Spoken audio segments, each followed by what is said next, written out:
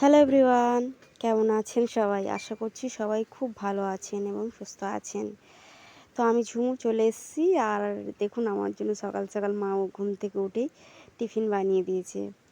যেহেতু আমার এখন খুব একটা খেতে ইচ্ছা করে না, ভালো লাগে না, তো সকালবেলায় কী খেলাম, একটু রুটি ছিল আর আলু ডিম দিয়ে মা ভুজিয়া বানিয়ে দিয়েছিল, সেটাই খেলাম। আলু ডিমের ভুজিয়াটা খুব সহজে বানানো যায়, এটা একদিন আপনাদের সাথে শেয়ার করব।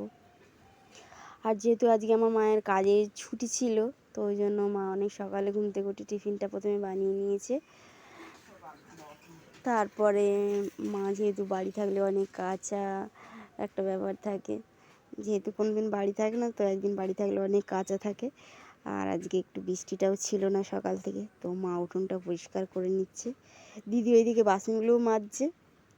মা আর দিদি তো কাজগুলো করছে, আমি তো কিছুই করি না। আমাকে তো স্নান করিয়েও দিতে হয়, খাইয়েও দিতে হয়, এক হাত দিয়ে আমি স্নান করতে পারি না,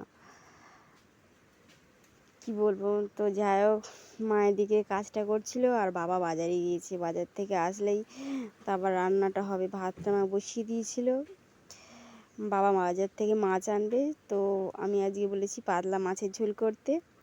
টিফিন করেছিলাম আর মা ঝাড়ু দিয়ে এসে একটু আম কেটে দিয়েছিল। ফলের মধ্যে কি বলবো, এই একটাই ফল আছে যেটা আমার খুব খেতে ভালো লাগে, আম। মানে আমি আমটা পেলে আর ভুলেই যাই, মানে আমার এত আনন্দ হয় আম খেতে, কি বলবো। তো যাই হোক, ওই বছর তো আমাদের এদিকে খুব একটা ভালো আম হয়নি।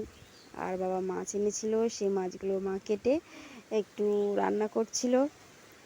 আর এরকম রান্নাঘরের আমার দেয়ালে কি হয়েছে দেখুন, মৌচাক হয়েছে। আমি বাবাকে বলছি যে উঠিয়ে দিতে, না হলে তো কামড় দিয়েই দেবে। সুন্দর মৌচাকটা দেখতে হয়েছে, ছোট আছে এখনো, বড় হবে তো কামড় দিয়ে দেবে মৌমাছিরা। তো যাই হোক, তুরুল আলু দিয়ে পাতলা ঝোলটা রেডি হয়ে গেছে। দুপুরের লাঞ্চ হবে আমার। অনেক দিন পরে আজকে তুরুল আলু দিয়ে পাতলা ঝোলটা মা বানাচ্ছিল। মায়ের রেডি হয়ে গেছে, আরও চিংড়ি এনেছে, সেটাও রান্না হবে। তো যাই হোক, আমার স্নানটা হয়ে গেছে আর একটু তরকারিটা রান্না হতে বাকি আছে। চিংড়ির তরকারিটা, ওই চিংড়ির তরকারিটা রান্না হলেই ভাত খাবো। ততক্ষণ একটু টিভি ছেড়ে দেখি, একটু টিভি দেখবো। মানে আমার টিভি দেখতে ভালো লাগে না, শুধু টিভিতে আমি গানটা চালিয়ে দিয়ে শুয়ে পড়বো। আর একটু ওই মাছ বলছি, চিংড়িটা রান্না হতে বাকি আছে, চিংড়িটা দিয়ে রান্না করছে, ওটা রান্না হলেই ভাত খাবো। মা তো চুলে শ্যাম্পু করবে, অনেক লেট হবে। মা আমাকে আগে স্নান করিয়ে দিয়েছে।